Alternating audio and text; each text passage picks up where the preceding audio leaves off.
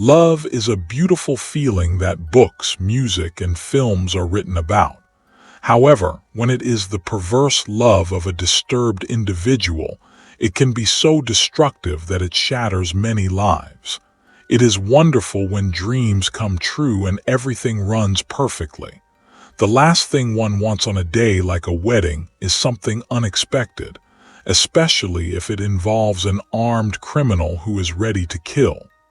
In 1979, Gladys Ricart moved to Timbarilla in the Dominican Republic.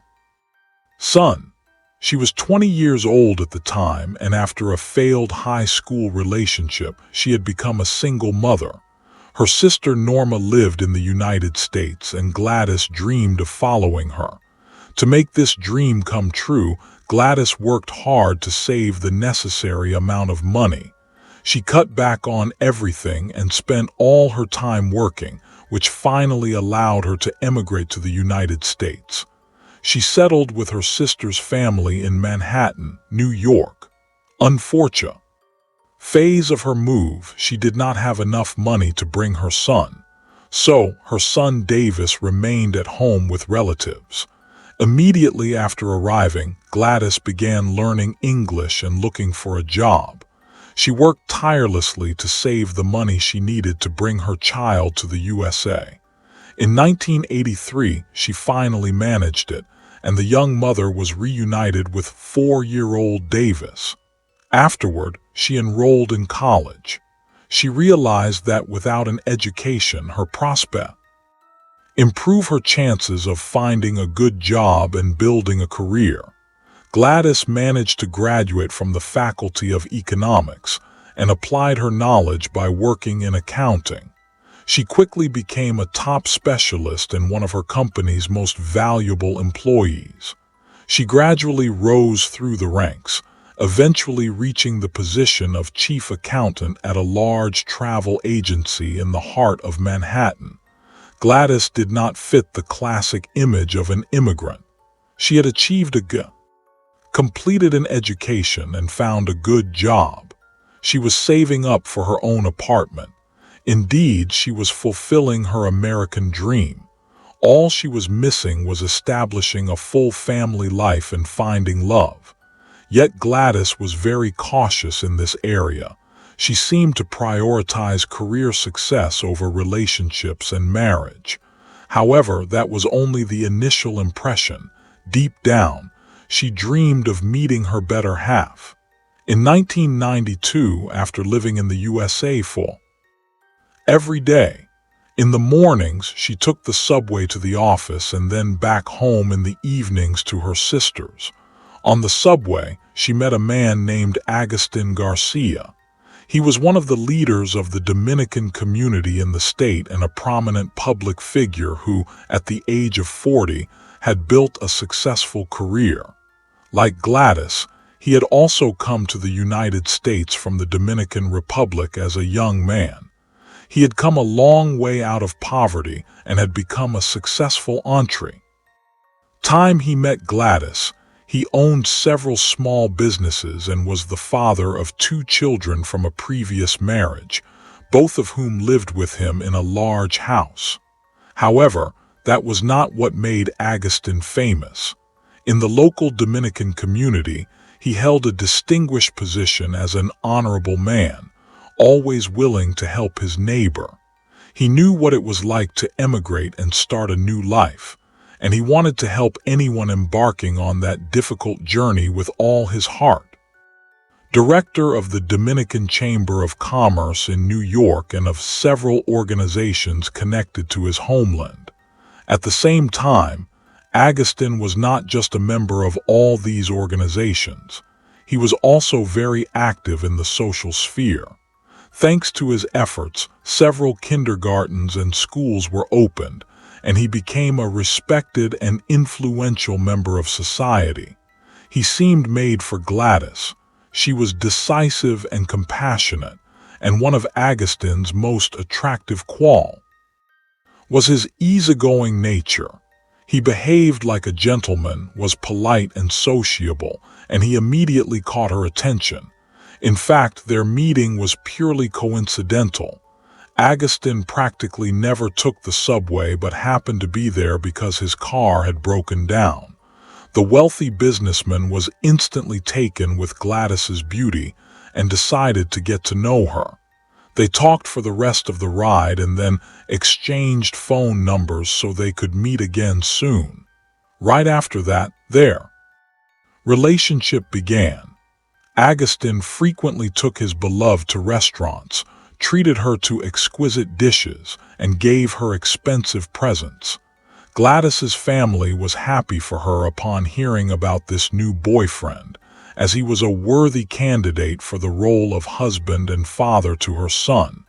The couple dated for over a year before Austin decided he was ready to take the relationship to the next level. He offered Gladys to move in with him, and the young mother willingly accepted the offer, as she confided to her family and friends more than anything else at that time. She dreamed of marriage. Her dearest wish was for Agustin to propose so they could raise 3 children together, Davis plus the children she hoped to have with him. After she turned 33, she finally moved in with her beloved. But from the very beginning, things got worse. Her son Davis had great difficulty getting along with Agustin's children. The boy tried hard, particularly at his mother's, literally begged him in every way possible to get along with everyone. But Agustin's children were arrogant and often provoked Gladys's son into conflict. Unfortunately, they never reached any reconciliation. Meanwhile, Agustin always took his own children's side, even when they were clearly in the wrong. This led to serious tension between the couple. After 2 years of this life and endless arguments, Gladys realized she no longer wanted to put her son through it. She told. Living together wasn't working. Agustin agreed but did not end their relationship. He helped her find a new place to live just 9 minutes away from his house by car. It was a spacious 2-story home, and he spared no expense on the woman he loved. It seemed this was the right step to smooth out the rough edges of their relationship. The couple continued to meet when he visited Gladys. By then, her family had grown so accustomed to Agustin that they practically considered him. The wealthy businessman introduced his beloved everywhere as his wife, even though they were not officially married. Gladys continued trying to persuade him to marry her, but he stubbornly refused, arguing that his previous marriage had failed. He insisted he never wanted to be officially married or have children together again, because he saw no point in unnecessary bureaucratic complications. According to those close to Gladys, over time all of this pushed her happiness in the relationship. Its breaking point. After several years of the couple's romance, the unpleasant aspects of Agustin's personality began to emerge. As it turned out, he frequently had affairs and also began displaying increasingly abusive behavior. The situation started to escalate. Gladys was aware of all this but kept quiet for a long time because she did not want trouble. Unfortunately, her inaction only made the problems in the relationship worse. During another argument, Agustin, Gladys, she managed to lock herself in the bathroom, but at that moment she realized it was time to end her relationship with him. Her fear of this manipulative man prevented her from leaving him for a while, because she wanted a solid reason that would leave Agustin with no counterarguments. The simplest way was to catch the cheater in an affair. The situation escalated in the fall of 1998, when Gladys showed up at Agustin's office and caught him with another breakup. She immediately told him it was over, moved out of his house, and informed all her relatives so that everyone knew the wealthy businessman was no longer welcome in Gladys's home. Despite the relationship's failure, Austin was not ready to accept such a change. He viewed Gladys as his property, something he had owned for 7 years. After the breakup, He constantly called her and left gifts at her door, bouquets of flowers and even a Bible. Gladys considered to win her back, but her family saw more ominous undertones. The man appeared to be making symbolic gestures with hidden meaning. In any case, the woman did not want to be with him again under any circumstances. Several months passed, and Gladys met a man named James Preston Jor in a restaurant. They met during a lunch break. Her new acquaintance also worked in accounting and on the side was a musician. From the moment they met, there was an immediate connection. After just a couple decided to make their relationship official. For 2 months, James and Gladys spent all their free time together. Finally, a wedding date was set for September 26, 1999. Gladys and her family were thrilled because her long-held dream of a wedding and a white dress was about to come true.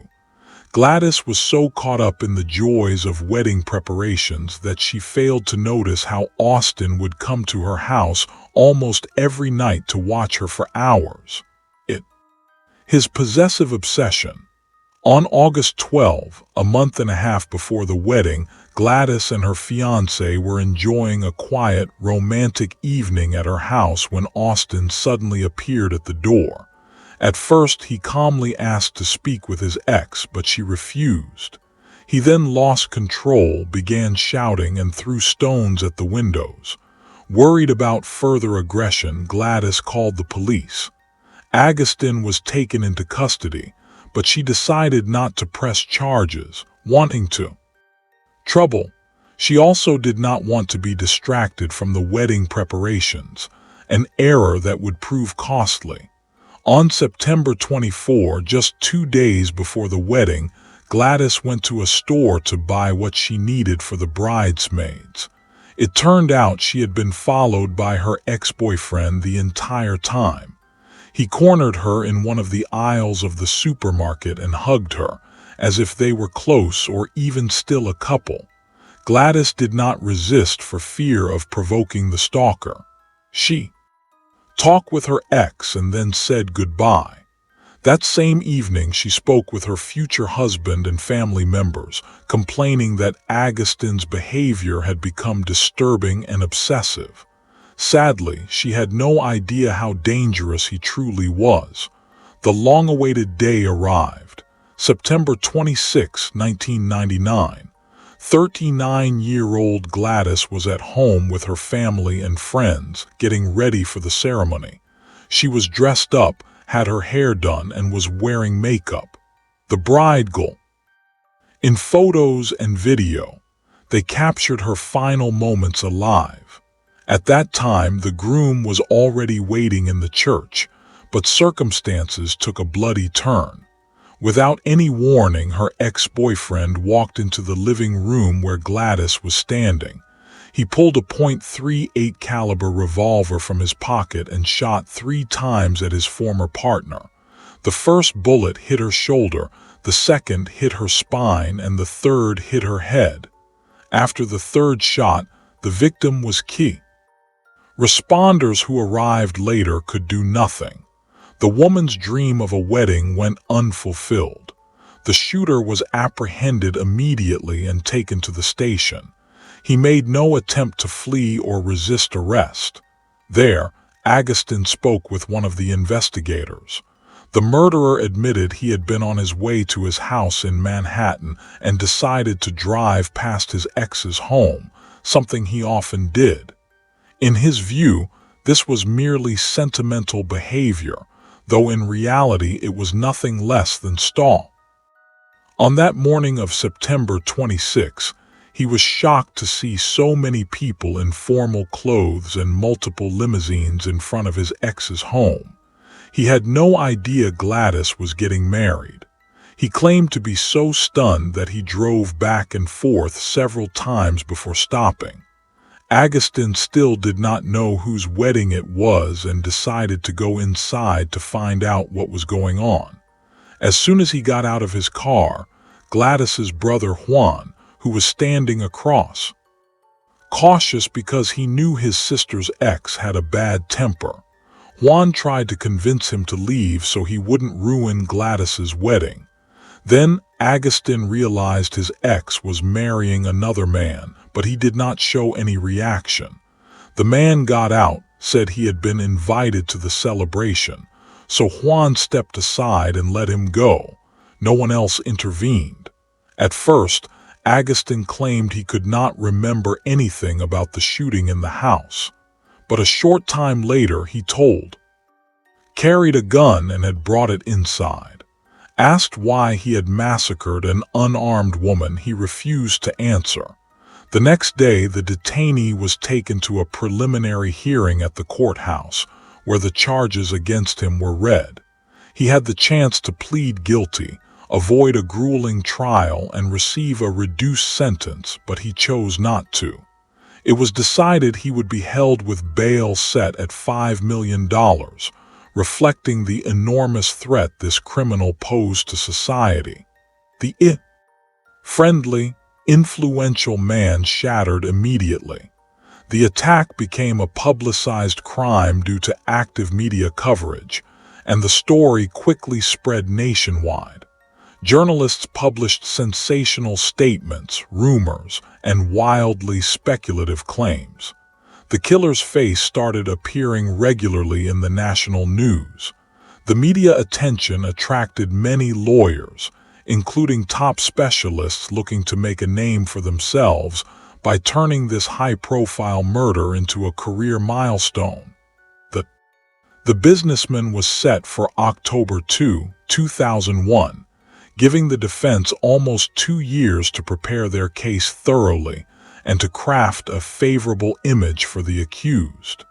The hired lawyers immediately began working with the press, holding press conferences and making public appearances. All of this was designed to shape a particular view of the crime and to portray Agustin as the real victim. One of their first moves was to accuse Gladys's brother Juan and her son Davis of attacking, arguing that the shooter never really intended to kill his ex, but that an accident occurred when he had to defend himself against the aggressive Juan and Davis. At the same time, the defense attempted to tarnish the victim's reputation, portraying the murdered bride as unfaithful and accusing her of multiple affairs. Allegedly, Gladys and Agustin had planned to reconcile, but behind his back, she was preparing to marry another man. Thus, the defense claimed that the gunman fired in a state extreme emotional distress. Austin was shocked to discover the woman he loved was about to marry someone else, even though they had supposedly walked hand in hand through the supermarket just the day before. The next day, Juan allegedly attacked him, triggering the shots. According to the defense, this was a crime of passion, classified under state law as manslaughter, carrying a significantly lighter sentence of 5 to 10 years instead of life in prison. Many people accepted this story, largely because of Agustin's polished reputation. Indeed, he was well known as a caring and compassionate man who worked tirelessly for the Latino community in New York City. As soon as the false rumors spread that Gladys had been unfaithful, public sympathy for her quickly faded. Some people even believed the victim got what she deserved. All this was a tremendous shock to the Rick family. Realizing how much damage the murderer's lawyers were causing, they began attending every conference to defend the good name of the slain bride. The victim's siblings and parents insisted the accusations of infidelity were malicious lies, pointing out that the relationship between the killer and his victim had been over for some time and was never rekindled. Instead, Agustin had continued stalking her obsessively and behaving inappropriately. Yet Gladys's compassion had kept her from pressing charges before the murder. Sadly, he showed no compassion in return. The judge, the defense attorney's activities, officially barred them from further press conferences and media interviews. However, the damage to the victim's reputation had already been done, which posed a problem for the prosecution when the trial began. In court, the lawyers continued to portray the defendant as the victim, slinging every possible form of mud at Gladys's memory. Her family insisted the attack had been premeditated, and they had a vital piece of evidence: the shooting and the bride's death had been captured on video. The start of the celebration and the preparations had been filmed, and Agustin did not notice the camera. When the first hearing began, only the judge had seen the footage. The defense attorney still fought to keep it from the jurors, calling it an unfair advantage for the prosecution. They maneuvered to block the prosecution's most decisive piece of evidence. After lengthy deliberations, the court decided to allow the footage, but only the moment of the bride's shooting was shown, a 15-second clip. The prosecution worried this might not be enough to persuade the jury because the clip was out of context, potentially giving the defense room to cast doubt. They pushed their strategy further, insisting that an abrupt attack by the victim's brother and son had forced Agustin to draw his gun, that the 3 bullets that hit Gladys were fired accidentally. Despite the victim's family protesting, the killer's lawyers insisted it was all tied to her promiscuous lifestyle. They presented several witnesses for the defense, notably a family that lived near Austin who testified in court that they had seen Gladys at his house just days before the incident and believed the two were still living together. In reality, she had only gone to pick up some remaining belongings. This manipulation caused at least some jurors to sympathize with the defendant. Fortunately, the prosecution had an answer, chiefly the video. It was heartbreaking, showing the attacker killing his ex in front of her family members, including her son.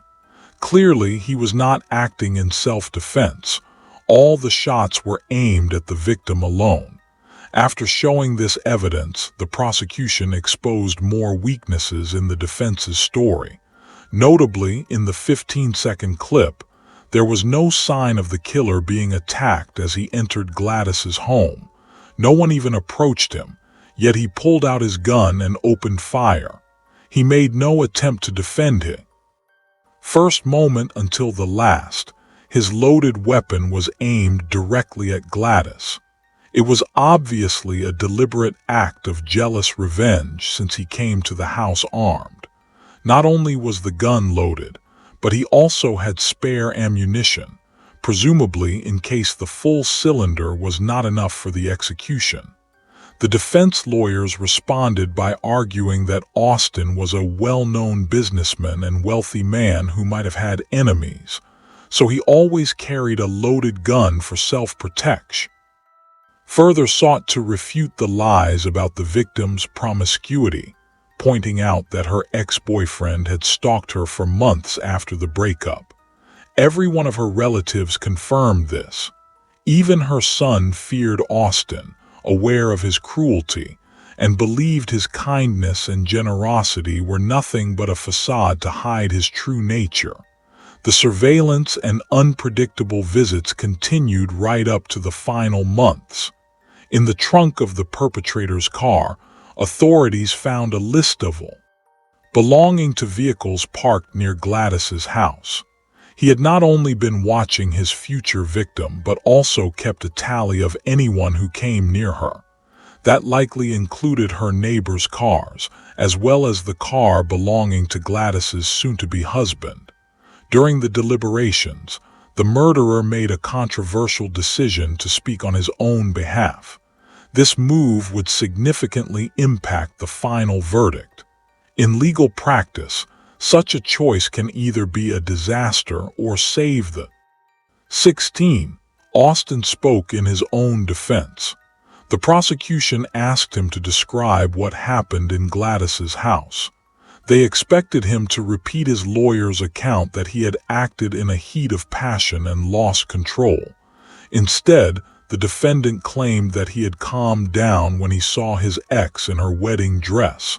According to Agustin, Juan and Davis then attacked him. However, this had already been disproven by the video, in which neither Juan nor Davis laid a hand on him.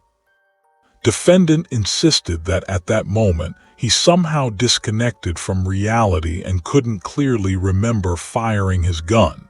He tried to show remorse and even cried, but after the questioning, it came across as unconvincing.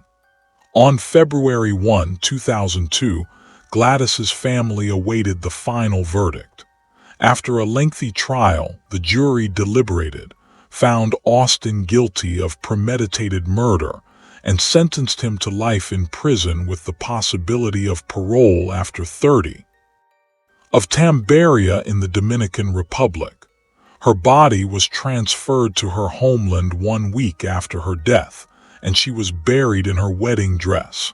1 year after the tragedy, a woman living in Florida wore a wedding dress to run a marathon. In an interview, she explained she did this in memory of Gladys's death and as part of the fight against domestic violence. To this day, various communities in multiple states hold annual bride marches. Sadly, this has not significantly rid problem. Since the trials, Austin has refused to speak publicly or give comments to reporters.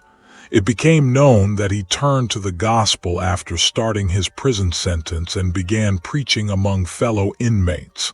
Meanwhile, his lawyers continued to seek a reduced sentence, but several appeals were denied.